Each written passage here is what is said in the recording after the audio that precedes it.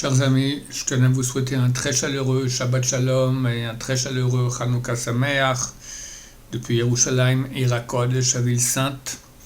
Notre paracha, ce Shabbat, parachat Miketz. Donc, Pharaon fait ses rêves et Yosef devient le vice-roi d'Égypte et les frères de Yosef descendent en Égypte. Et là, on ne comprend pas. Yosef voit ses frères et leur fait mal. Il les accuse d'espions. Et il met son frère Shimon en prison.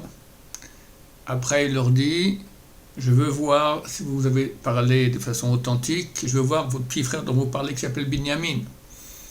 Les frères lui disent, mais on ne peut pas, notre père, il a déjà perdu un de ses fils, donc Yosef. Et maintenant, si on prend le deuxième frère de la même mère, Binyamin, notre père, il ne tiendra pas le coup. Et néanmoins, Yosef tient absolument à ce qu'ils amènent Binyamin en Égypte. Et quand il arrive en Égypte, il va faire mettre sa coupe en argent dans le sac de Binyamin et l'accuser qu'il l'a volé. Pourquoi toute cette souffrance? Et pourquoi est-ce qu'il dit qu'il est roi, il ne va pas envoyer un messager à son père?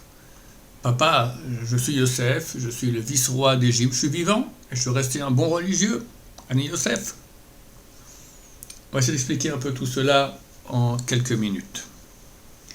Comme on a expliqué la dernière fois dans le cours sur la paracha, dans la dernière paracha, on voit l'histoire de deux personnes. Yosef qui descend en Égypte et qui a l'épreuve avec la femme de Potiphar, et Yehuda qui est en restant avec sa belle-fille, de son fils qui est déjà décédé, et il reconnaît que c'est lui qui l'a mis enceinte.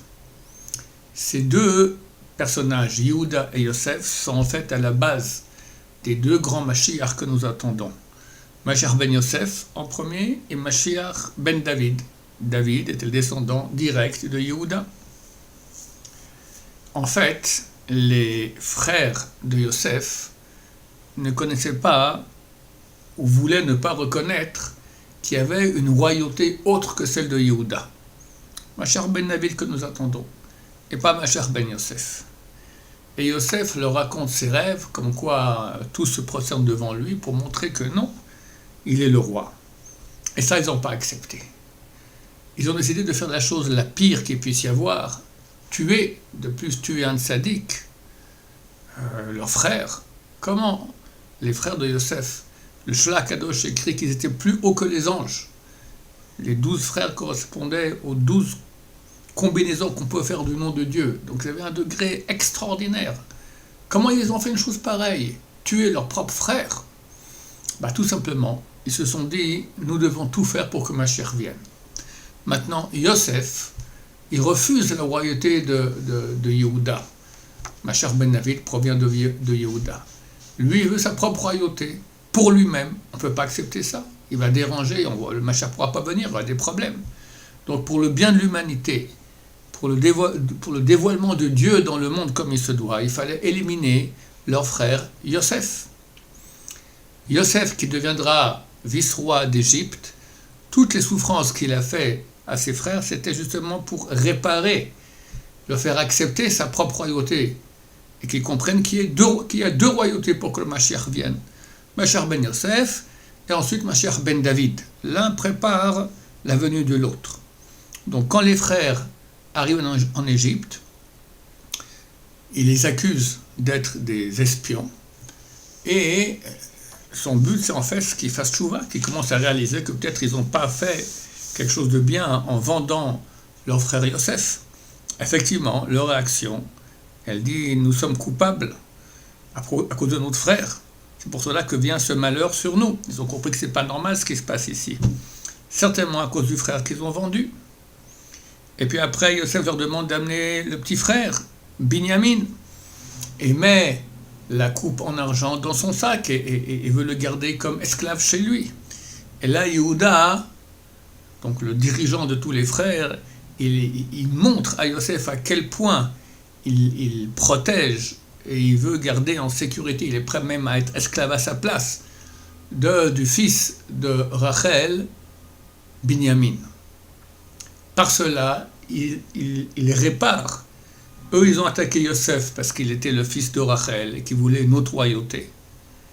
Et là, maintenant, il montre qu'au contraire, il protège et il est prêt à se sacrifier lui-même pour protéger le fils de Rachel. Par cela, ils ont réparé le péché qu'ils ont fait d'avoir vendu Yosef. Et Yosef se dévoile et ils comprennent qu'effectivement, il a la royauté. Ils acceptent cette royauté. Ils comprennent maintenant qu'il faut ces deux royautés pour amener Mashiach. Les conséquences de cette vente ne se sont pas arrêtées ici. Eux ont fait leur tikkun. Mais après, il y a eu le schisme entre les deux royaumes juifs, celui de Yehuda à Jérusalem et celui des 10 autres tribus dans le nord du pays, sous l'égide des tribus descendantes de Yosef, Ephraim et Ménaché. Et jusqu'à ce qu'il n'y aura pas l'union d'entre tous les juifs, alors Mashiach ne pourra pas venir. Donc le grand message que cette paracha nous dit, c'est union, paix, amour entre nous.